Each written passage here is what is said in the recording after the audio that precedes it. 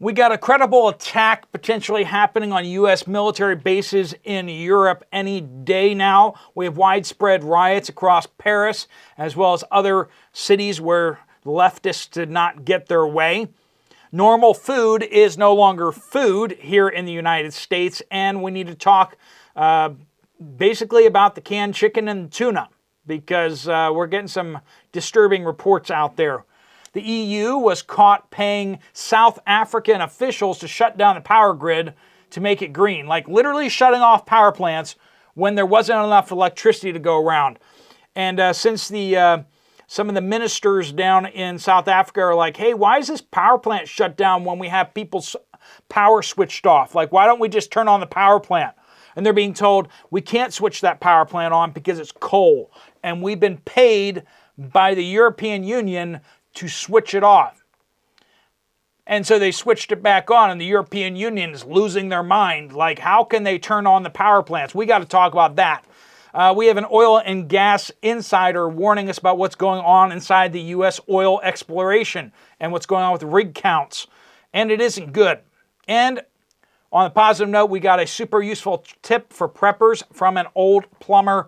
Friends, you want to stick around for all of this. There's a whole bunch that we're going to get to. Welcome to the Poplar Report. I'm Steve Poplar. I'm an accountant by trade, and these are your updates, your reports that you guys are sending in. Make sure you use the word update in your comment below or on any video on this channel to make sure you get to the right place, and give us some geographical location so it can be useful. We do want to thank our sponsor, Genesis Gold Group.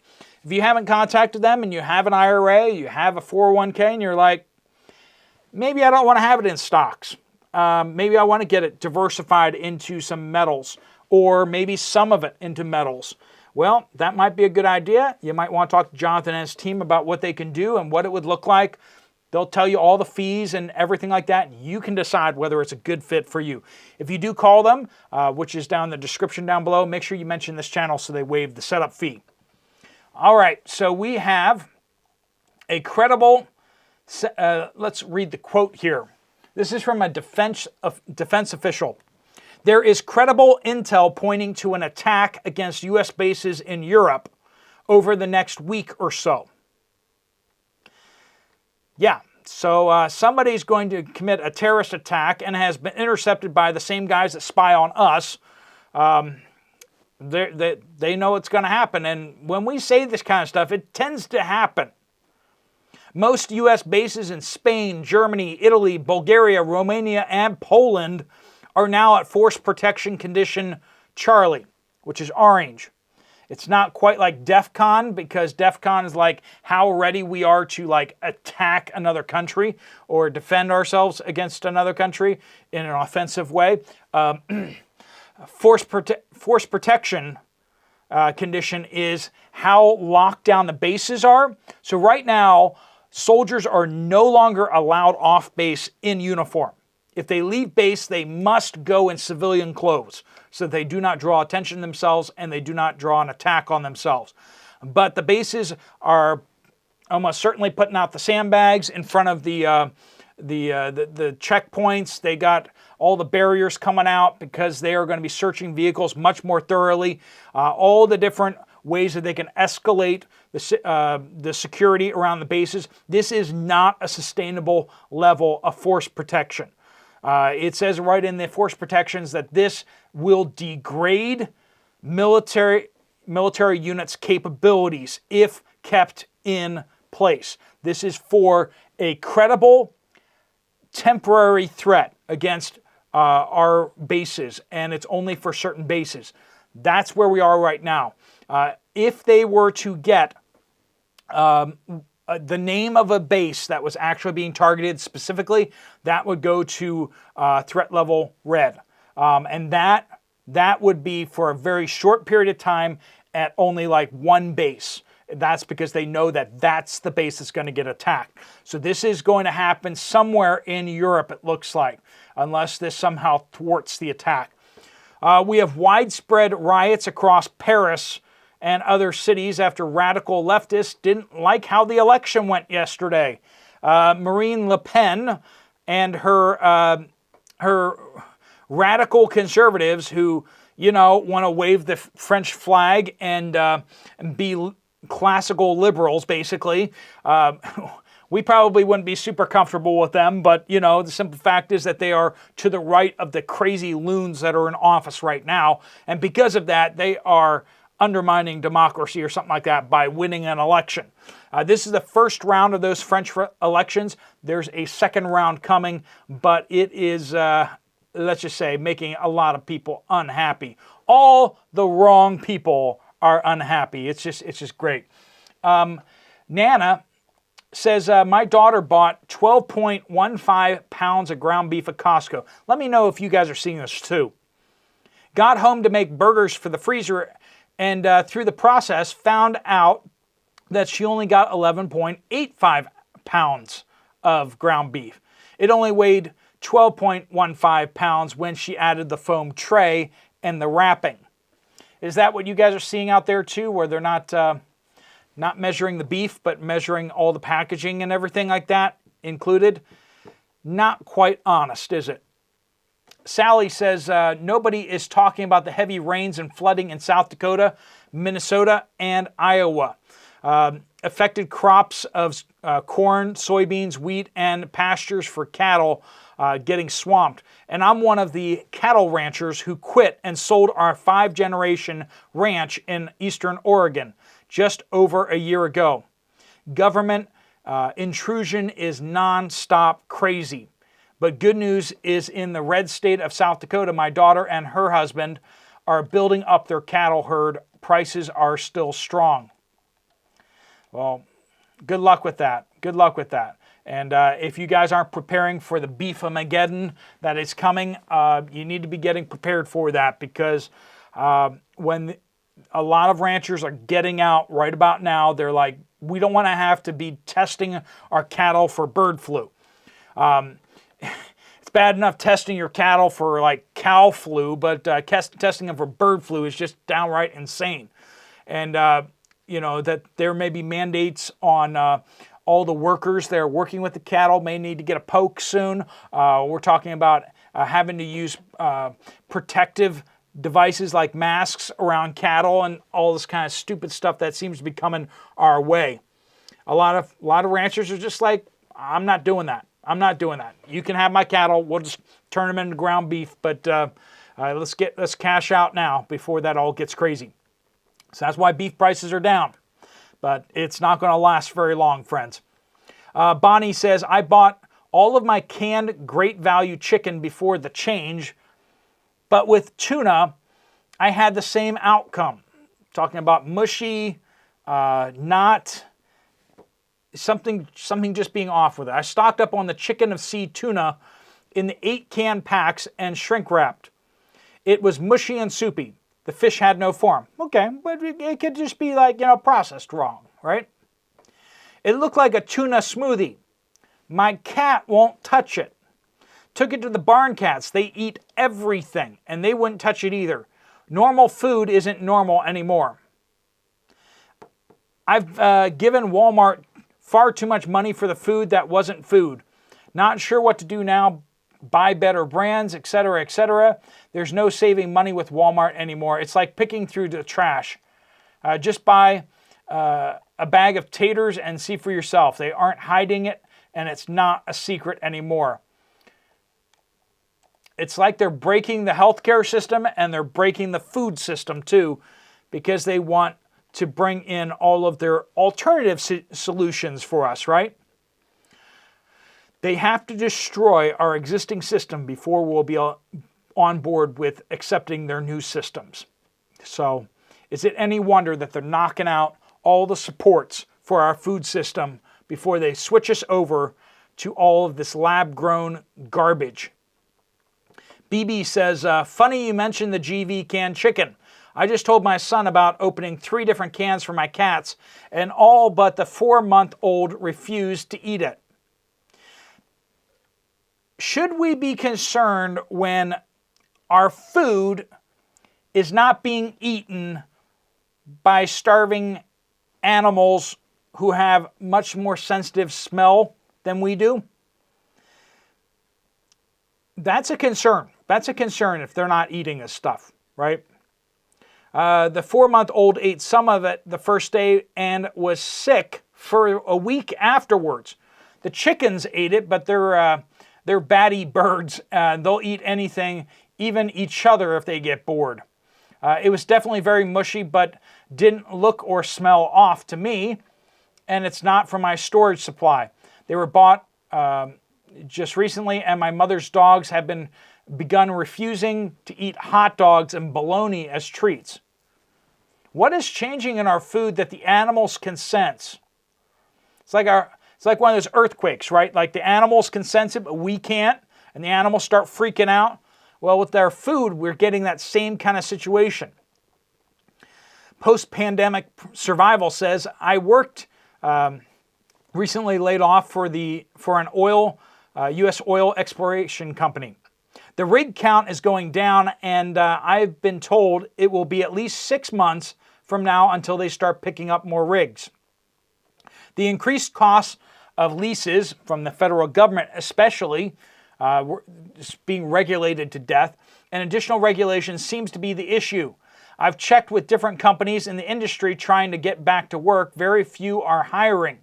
I've been a frontline supervisor since 2007. You can bet gas and oil prices will be increasing.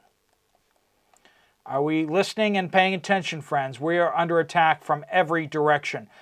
If there isn't a panic, if there isn't a crisis, they cannot take more control over us. B says, was listening to your blog today about the coffee. I have an older can of Hills Brothers, and when I opened it a couple weeks ago or more, I noticed that it was down about an inch or more. It wasn't to the top of the seal. This is a 23-ounce can, but it wasn't to the top. I had told my cousin about this, and we conferred that Folgers and other companies used to be to the lid, but they are now taking out the equivalent of possibly 1/2 to 3/4 of a cup of grounds out of these things. We're talking about that the coffee suddenly got more plentiful on the shelf, but then other people noticing that the ounces have decreased significantly on the same size cans and jugs. Aldi says, we in South Africa just found out a few days ago that the load shedding we were having since 2007, so they're basically scheduled blackouts for everybody, right? And just rotating them. They've been having this load shedding since 2007 has been due to the green agenda. Okay, well, maybe they're putting up more solar panels and stuff. No. The people who control Eskom, which is the state-run power company, basically, was Reuters, who follow this agenda. The new Minister of Power has spoken to more than 1/3 of Eskom, our electricity supplier, their staff, to ask why the problem. They said it was due to only being allowed to burn a small amount of coal. Oh. Only allowed to burn so we have power plants idled because they don't want to burn coal. Even though people's lights are out, people can't heat their homes in the winter, they can't cool their homes in the summer because we can't burn the coal, even though the power plant is ready to go.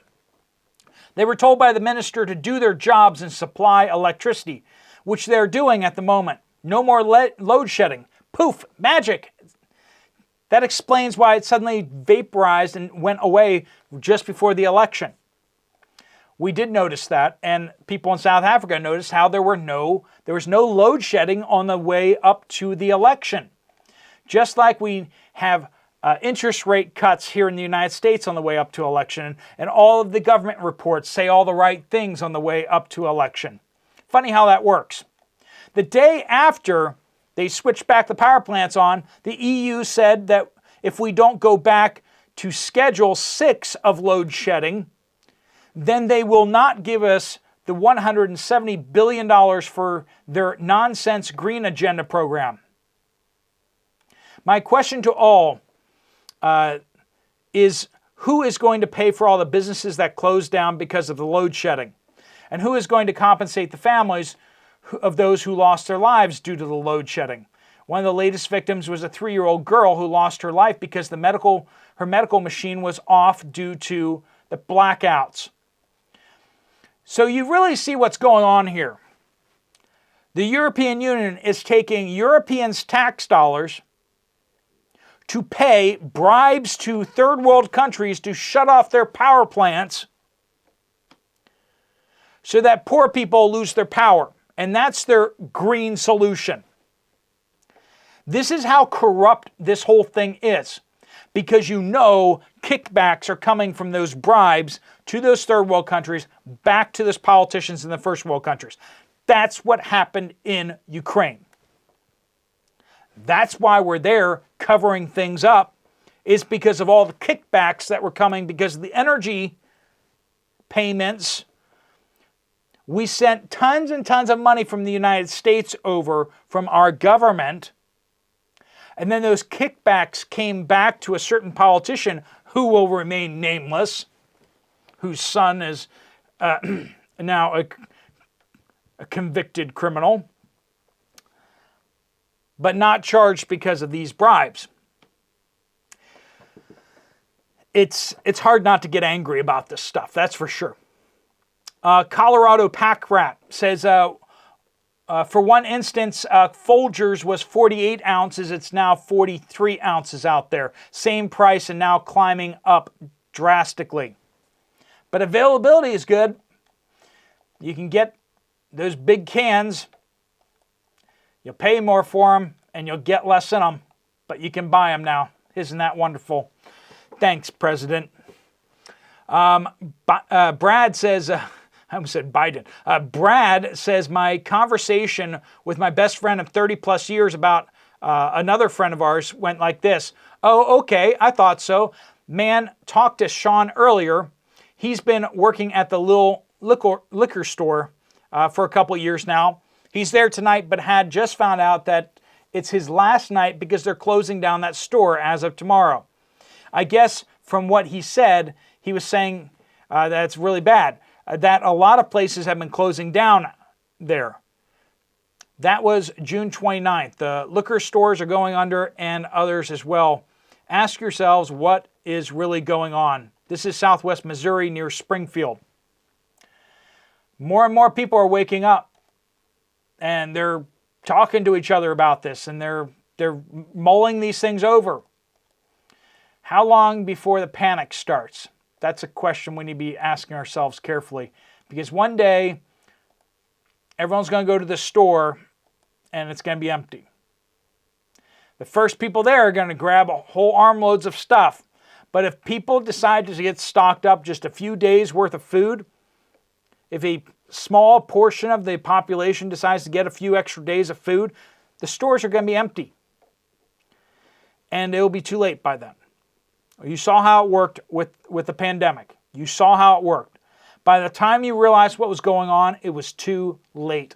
You were already fighting each other for when truckloads came in to resupply. Jerry said, useful tip for preppers. This is our plumber. In the event of a water outage, first thing you need to do is to turn off the water supply valve to your home. Now, we talk about that sometimes, about how you can drain your water heater, but first thing you got to do is turn off your water supply. Then you can drain the water from your water heater for drinking water through the bottom drain valve. If your water supply valve is left open, the water in your water tank will back siphon into the main lines and empty the water heater. A 30-gallon water heater can supply drinking water for many days. This is a tip from an old plumber. So first thing you do is shut off that water supply to make sure you keep all the water that's in your pipes currently, as well as in your water heater. You may actually be able to pull the rest of the water out of some of your pipes if it's still in there too. Thanks so much for your updates, guys. If you want to check out a video from this channel, there's one right up here. If you want to get some more information from Genesis Gold, there's a link right here on the screen. I will see you guys over there, or I'll see you guys later. Steve Poplar of the Poplar Report, out.